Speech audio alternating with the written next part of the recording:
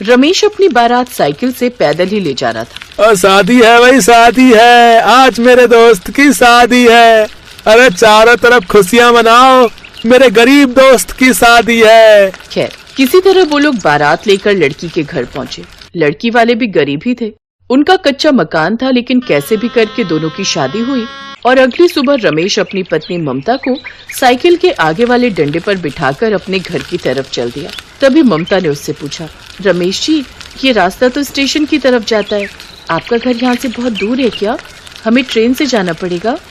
नहीं ममता, बस ये समझ लो स्टेशन के पास ही तुम्हारी ससुराल है। जल्दी से घर चलिए, मुझे अपनी ससुराल देखने का बहुत मन हो रहा है। ममता को अभी तक ये नहीं पता था कि ससुराल देखने के बाद उसकी आंखें फटी की फटी रह जाएंगी। खैर साइकिल चलाते चलाते रमेश ममता को स्टेशन से लगभग 2 किलोमीटर पहले जंगल के बीच एक रेलवे बोगी के सामने ही रमेश ने अपनी साइकिल रोक दी। यहाँ जंगल के बीच पटरियों के किनारे साइकिल क्यों रोक दी? सुसु लगी है क्या? नहीं ममता, ये रेल की बोगी देख रही हो, यही तुम्हारी ससुराल है।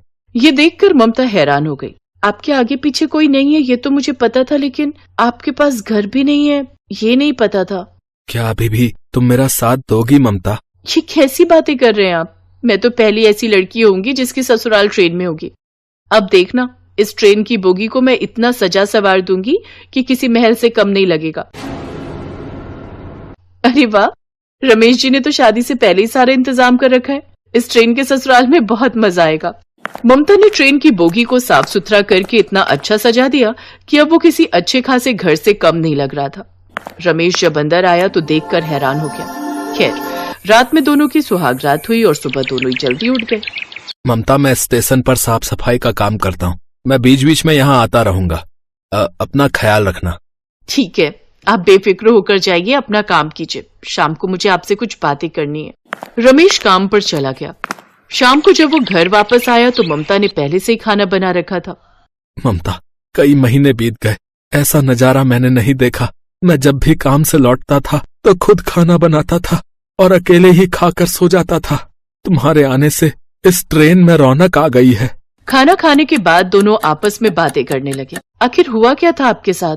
ममता, तुम मेरी पत्नी हो, तुम्हें मेरी जिंदगी में सब कुछ जानने का अधिकार है। कुछ सालों पहले मैं भी अपने बूढ़े माँ बाप के साथ यहाँ से 5 किलोमीटर दूर चंदनपुर गांव में रहा करता था। हमारा एक कच्चा मकान था जिसमें हम सब हंसी खुशी रहते थे। पिताजी खेती करते थे और मैं मेहनत मजदूरी करके कमा लिया करता था। तभी एक रोज पिताजी की तबीयत कुछ ज्यादा ही खराब हो गई। डॉक्टर ने कहा, देखिए, मैंने आप लोगों से कितनी बार कहा है कि इन्हें अस्पताल में भर्ती करा दो, लेकिन आप माने ही नहीं मेरी बात। कैंसर 2nd स्टेज पर जा चुका है, जल्द इन्हें अस्पताल में भर्ती नहीं कराया तो कुछ भी हो सकता है। डॉक्टर साहब, आज ही पिताजी को अस्पताल में भर्ती कर लीजिए, मैं 1-2 दिनों में पैसे का इंतजाम कर लूंगा।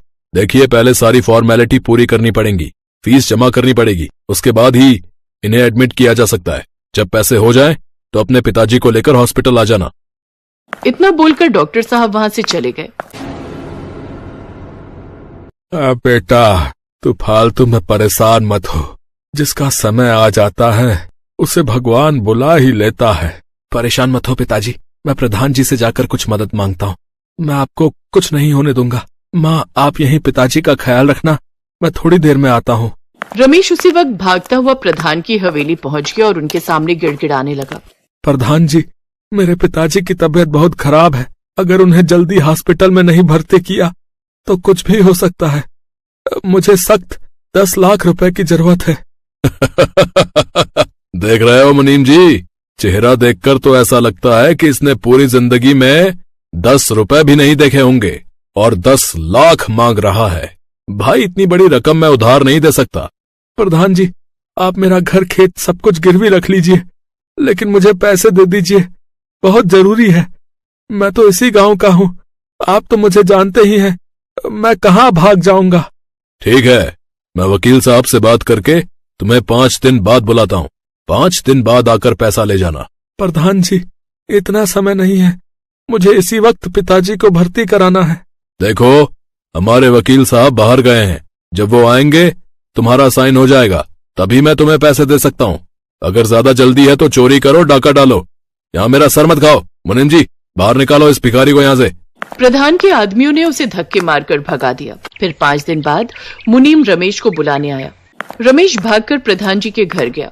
उसने उनके कागजों पर बिना देखे ही साइन कर दिए और पैसे लेकर वापस आ गया।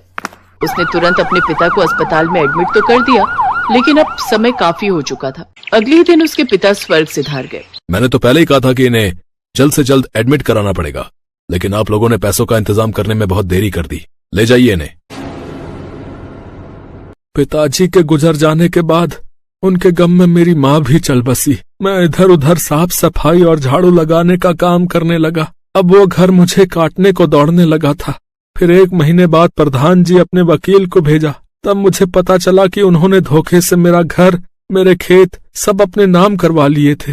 मुझे उस वक्त पैसों की इतनी जरूरत थी कि मैंने कागज पढ़े ही नहीं, ऐसे ही साइन कर दिए थे। रमेश की कहानी सुनकर ममता की आंखों में आंसू आ गए। आप चिंता मत कीजिए, जो बीत गया उसका तो कुछ नहीं कर सकते, लेकिन जिन्होंने हमारे साथ गलत किया है उनसे हम बदला तो जरूर लेंगे। मैं आपका साथ दूंगी। अब रमेश और ममता दोनों मिलकर स्टेशन पर काम करने लगे। ममता चाय और समोसे बेचने लगी। धीरे धीरे कुछ पैसा इकट्ठा करके ममता और रमेश ने ट्रेन की ससुराल से थोड़ी दूर सड़क के किनारे लकड़ी की एक छोटी सी चाय समोसे की टपरी खोल ली। इस रोड पर आप लोगों ने दुकान खोल करना जो है बहुत अच्छा किया। यहाँ दूर दूर तक आसपास कोई दुकान ही नहीं थी। कम से कम हम जैसे राहगीरों को एक सहारा तो मिला। अब सुबह से शाम तक उनकी दुकान पर लाइन लगा करती थी। उन्होंने खूब पैसे कमा लिए कुछ ही दिनों में। एक रोज उनकी दुकान पर उसी रोड पर ड्यूटी कर रहा पुलिस वाला आया। आप लोगों को मैंने ट्रेन की बोगी में देखा है। आपका कोई घरवर नहीं है क्या? ममता और रमेश ने अपनी सारी कहानी उस पुलिस वाले को सुना दी। कहानी जानने के बाद पुलिस वाले ने कहा, कानूनी रूप से तो आपका घर और खेत अब उस प्रधान का ही हो गया है, पर इसमें कानून का ही दिमाग लगाकर मैं आप लोगों की जमीन वापस कराऊंगा। भाभी जी, आपको तो प्रधान ने कभी देखा नहीं होगा। नहीं, मैं कभी उस गांव गई ही नहीं। कल मैं सादी वर्दी में आपके साथ भाभी जी उस प्रधान के घर चलेंगे। रमेश जी, आप दूर खड़े रहना। अगले दिन पुलिस वाला ममता के साथ अपनी कार से प्रधान के घर पहुंचा। प्रधान जी, मैं इन मैडम का मैनेजर हूँ। दरअसल ये इस गांव में एक साबुन की फैक्ट्री डालना चाहती हैं। आपकी परमिशन लेने आया हूँ। अगर आप परमिशन देते हैं तो हम आपको 1 करोड़ रुपए देंगे। अरे ये तो बहुत अच्छी खबर है भाई।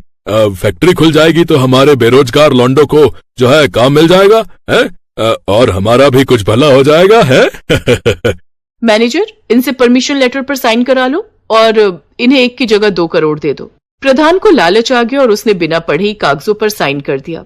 बहुत बहुत धन्यवाद प्रधान जी, आसानी से काम हो गया। मैं हूँ इंस्पेक्टर पांडे। रमेश जी, आ जाइए। तभी रमेश भी वहां आ गया। इस बेचारे का घर और खेत धोखे से अपने नाम कर लिया था ना। आज हमने भी तेरा ही तरीका अपनाया। आज से इन दोनों के खेत और घर इन्हें वापस मिल गए।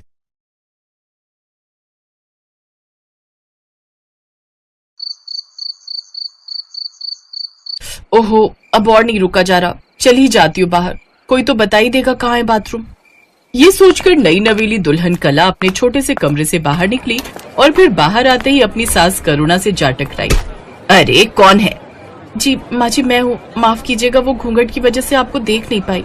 अरे पर कमरे से बाहर निकलने की जरूरत क्या थी? चल अंदर चल, बाहर सारे मर्द बैठे हैं। माँ जी वो मुझे बाथरूम। अपनी बहू की पूरी बात सुने बिना ही करुणा उसे वापस कमरे में धकेल लाई और फिर, क्यों री, तुझे रत्ती भर भी शर्म ना है? बाहर सारे मर्दों के सामने क्या बोले जा रही थी? माँ जी मुझे बाथरूम जाना है, बस वही पूछ रही थी कि कहाँ। क्या कहाँ? यहाँ घर के पीछे खेत में चली जा। वैसे तो यहाँ सारी औरतें दिन छिपे जाती हैं, लेकिन अब तुझ में सब्र ही नहीं तो चली जा भी। पर याद रहे, घूंघट जरा भी ऊपर नहीं होना चाहिए।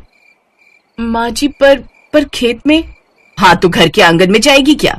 माँ जी घर में बाथरूम नहीं है क्या? छी छी छी छी, घर के अंदर ये सब करने की गंदी आदत तुम शहरी लोगों की होगी, पर यहाँ गांव में हम बहुत साफ सफाई से रहते हैं, समझी? ये कहकर करुणा वहां से चली गई और फिर कला बड़ी हिम्मत करके घर के पीछे के रास्ते से खेत की तरफ गई। उस दिन तो किसी तरह कला ने काम चला लिया, लेकिन फिर अगले दिन, सुनो जी, यहाँ हमें गांव में कितने दिन रहना होगा? अरे कल ही तो आई हो, मुझे लगा था कि तुम्हें गांव पसंद आएगा। अब गांव तो अच्छा है, पर यहाँ की कुछ चीजें ठीक नहीं है। जैसे कि घर में एक बाथरूम तक नहीं है, हल्का होना हो या फिर नहाना धोना हो, सूरज उगने से पहले सारी औरतों को तालाब पर जाना पड़ता है, और फिर एक ही तालाब में इंसान भी जानवर भी। ओहो, और मुझे ये बताओ, ये फर्श पर गोबर की लिपाई अब कौन करता है? बदबू से दिमाग खराब हो गया मेरा तो। ऊपर से ये कमबख्त घूंघट, 1 मिनट के लिए भी इससे छुटकारा नहीं मिल रहा मुझे। और तो और अरे भाई बस करो, मैं समझ गया, तुम ज्यादा दिन नहीं रुक पाओगी यहाँ। मैं माँ से आज ही बात करूंगा, बस कुछ दिन काम चला लो, फिर चलेंगे शहर वापस। अपने पति सुनील की बात सुनकर कला के चेहरे पर मुस्कुराहट आ गई। असल में सुनील कुछ साल पहले ही काम की तलाश में अपने गांव से शहर आया था। एक फैक्ट्री में दवाइयों की पैकिंग के काम में लग गया और इसी बीच उसकी मुलाकात कला से हुई। कला सुनील के दोस्त राजेश की छोटी बहन थी। सुनील को कला पहली ही नजर में पसंद आ गई और इस तरह कला सुनील की पत्नी बनकर अपने ससुराल आ गई। लेकिन यहाँ से निकल पाना अब उसके लिए बहुत मुश्किल था। हाँ, ले जाओ भाई, यहाँ सब संभालने के लिए ये बुढ़िया तो है ही। जैसे जीवन भर संभालती आई है वैसे ही आगे भी संभाल लेगी। ऐसा क्यों बोल रही हो माँ? कला मेरी बीवी है, वो तो मेरे साथ ही जाएगी ना। क्यों बेटा, मैं भी तेरे बापू की बीवी थी ना, वो तो ना ले गए थे मुझे अपने साथ। सारी जिंदगी यही ससुराल संभालती रही, बस साल में 2 बार आते थे तेरे बापू, और फिर एक दिन खबर आई कि वो अब कभी ना आवेंगे। पर फिर भी ना तुझे छोड़ा ना अपना ससुराल और ना यहाँ की जिम्मेदारी। अब पूरे कुनबे में तेरे बापू थे सबसे बड़े। आज भी हर त्योहार का पहला पकवान इसी घर के चूल्हे पर पकता है। सोचा था बहू आ जाएगी तो थोड़ा आराम मिल जाएगा, पर नहीं, मेरे नसीब में कोई सुख कहा। नहीं माँ, ऐसा मत कहो, मैं कला से बात करता हूँ। दरवाजे की ओट में खड़ी कला पहले ही सब कुछ सुन चुकी थी और ये भी समझ चुकी थी कि फिलहाल उसे ससुराल में ही रहना होगा। उसने सुनील से कोई बहस नहीं की और उसे अकेले ही शहर जाने दिया। बहू, शाम को मोहन चाचा और उनका पूरा परिवार आएगा। हमारी थोड़ी लाज रख लेना उनके सामने। ये जो घड़ी घड़ी घूंघट सिर से सरक जाता है ना, उसे थोड़ा संभाल लेना। और हाँ, शाम को जरा बढ़िया से खाना बनाना और मीठे में हलवा जरूर बनेगा। करुणा अपने आदेश सुनाकर चली गई और बेचारी कला दिन का काम निपटाकर फौरन ही रात की तैयारी में जुट गई। चूल्हे पर इतने सारे लोगों के लिए रोटियां सेकते सेकते उसकी हालत खराब हो गई। और मजाल है जो करुणा ने उसका जरा भी हाथ बटाया हो, लेकिन उसके घूंघट और चलने के ढंग को लेकर काफी टोका टाकी में उसने कोई कंजूसी नहीं की। अरे जरा धीरे धीरे चल बहू, क्या कहेंगे सब, और ये रोटियां थोड़ी पतली बेल। कला को समझ आ गया था कि वो लाख कोशिश करके भी करुणा को खुश नहीं कर सकती, इसलिए धीरे धीरे उसने भी हाथ पैर डाल दिए। वो करुणा से बहस तो नहीं करती थी, लेकिन अब काम उतना ही करती थी जितना उसके बस में था। और फिर एक दिन, माँ इस बार हफ्ते भर की छुट्टी लेकर आया हूँ। अच्छा है, बीवी कहेगी तो मिल ही जाएगी इतनी छुट्टी। माँ के कहे से तो 3 दिन भी नहीं रुका कभी। ओहो माँ, ऐसी बात नहीं है। असल में इस बार ठीक ठाक पैसा जोड़ के लाया हूँ, तो सोच रहा हूँ कि पूरे घर में फर्श पड़वा देता हूँ और आंगन के बाहर एक छोटा सा बाथरूम भी।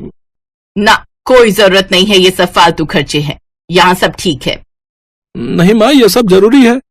हाँ, तेरी बीवी ने कहा है तो जरूरी ही होगा ना।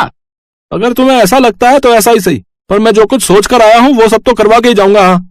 करुणा लाख कोशिश करके भी सुनील को कला से दूर नहीं कर पा रही थी, और तो और उसकी मर्जी के खिलाफ जाकर सुनील ने अपने घर में फर्श भी पड़वाया और घर के बाहर एक छोटा सा बाथरूम भी बनवाया।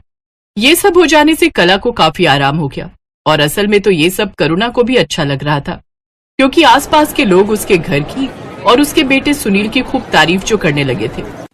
फिर कुछ महीनों के बाद, अब तू आ गया बेटा, अब आजा, आज मैंने तेरे लिए अपने हाथों से खाना बनाया है। बहुत बहुत धन्यवाद माँ। कला, ये पैसे रख लो, इस बार छत की मरम्मत और पुताई का काम करवाना है। जी ठीक है। ए रुक जरा, तू कहाँ लेकर जा रही है पैसे? सुनील, ऐसे संस्कार तो नहीं दिए थे मैंने तुझे। माँ के रहते अपनी बीवी के हाथों में अपनी कमाई दे रहा है, तुझे शर्म नहीं आई ऐसा करते हुए? नहीं माँ, बिल्कुल शर्म नहीं आई, क्योंकि ये मेरे अकेले की कमाई नहीं है, इसमें कला की भी कमाई शामिल है, जो मेरे साथ वो भी इस घर पर खर्च कर रही है। हैं? क्या बोल रहा है? ये कब से मतलब कि ये कहाँ से कमाने लगी? ये तो सारा दिन तुम्हारे सामने घर के काम करती है, और फिर रात को जब तुम सो जाती हो तब उन कपड़ों की सिलाई का काम करती है, जो मैं इसे हर बार ला कर दे जाता हूँ। और जानती हो माँ, अपनी कमाई का 1 भी रुपया इसने आज तक खुद पर खर्च नहीं किया। मुझसे कहती रही कि मैं खुद से पहले अपने ससुराल को बेहतर बनाना चाहती हूँ। सुनील की बात सुनकर करुणा को बड़ी शर्मिंदगी महसूस हुई। वो फौरन कला के सामने हाथ जोड़ते हुए बोली, मुझे माफ कर दे बेटी, मैं तुझे हमेशा खरी खोटी सुनाती रही, और तू सब कुछ सह कर भी इस सड़े गले ससुराल को संवारती रही। लेकिन अब बस, मैं भी अपनी सड़ी गली सोच को बदलूंगी। आज से तू कभी किसी के सामने घूंघट नहीं करेगी और अपने पति के साथ शहर में जाकर रहेगी अपने हिसाब से। नहीं माँ जी, ना तो अब मेरा ससुराल पहले जैसा है और ना ही आप, तो मैं यहाँ से जाना क्यों चाहूंगी। हाँ माँ, अब कोई कहीं नहीं जाएगा। अब से मैं हर हफ्ते शहर जाकर ऑर्डर पर कपड़े लेकर आऊंगा, जिन्हें सिलने के काम में हम दोनों कला की मदद करेंगे।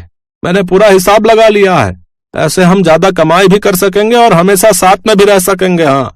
तो इस तरह कला ने अपनी मेहनत और सही सोच से अपनी किस्मत बदली और उसका सड़ा गला ससुराल उसका खुशियों से भरा संसार बन गया।